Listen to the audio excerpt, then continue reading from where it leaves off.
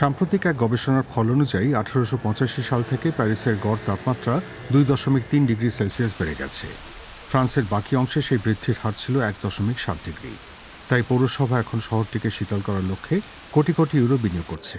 On est ici dans une ville qui est extrêmement qui est historique, qui a son patrimoine et son histoire d'ailleurs, qui s'est construit avec un climat tempéré. Paris, une des 5 villes les plus denses au monde.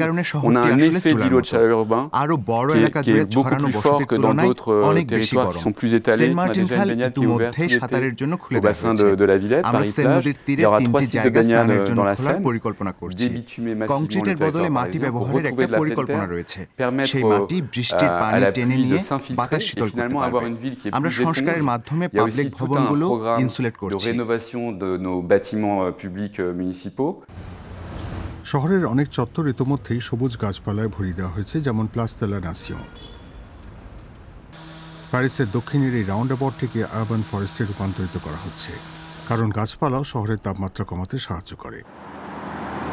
সেই সঙ্গে সেন নদী শুধু খোলা আকাশের নিচে swimming pool হয়ে উঠছে না, এখনই সেটি শহরের উত্তাপ কমাতে অবদান রাখছে।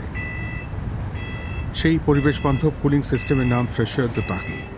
মাটির নিচে পানির পাইপে সেই নেটওয়ার্ক শহর জুড়ে 700-এরও বেশি ভবনের ওয়াটার টিউব সিস্টেমের সঙ্গে যুক্ত। সেই প্রণালীর অন্যতম প্রধান প্ল্যান্টে গেলে বিষয়টি সম্পর্কে ধারণা পাওয়া যায়। এই পাম্পগুলি বরফের মতো শীতল পানি সিস্টেমে ঠেলে দেয়, কিন্তু সেই প্রক্রিয়ায় পানি শীতল করার রেফ্রিজারেশন ইউনিটগুলি গরম হয়ে ওঠে। সেই উত্তাপ সেন নদীতে বিলীন হয়ে যায়। প্রচলিত শীতাতপ নিয়ন্ত্রণের ইউনিটের তুলনায় এই প্রণালী চালাতে অর্ধেক পরিমাণ বিদ্যুতের প্রয়োজন হয়।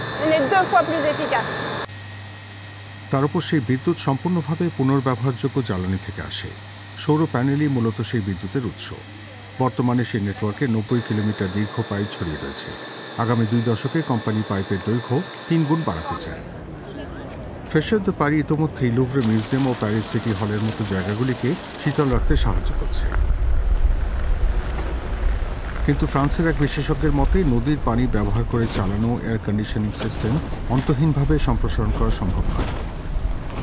Les limites du système Fraîcheur de Paris, ça va être lié forcément à la quantité de chaleur qu'il rejette dans la Seine, quantité qui va forcément limiter la quantité de froid qu'ils peuvent produire.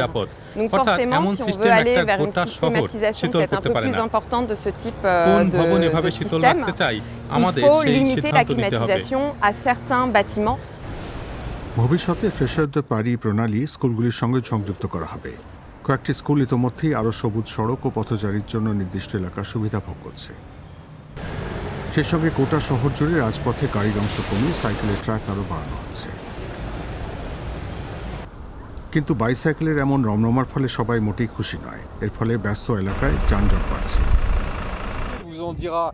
অন্যান্য পরিকল্পনাকে ঘিরে বিতর্কের মাত্রা কম, যেমন নতুন এক installation যা প্যারিসের উত্তরে স্বল্প আয়ের পাড়াগুলিতে ছায়া দিয়ে মাথার উপর কড়া রোদ থেকে মানুষকে রক্ষা করে।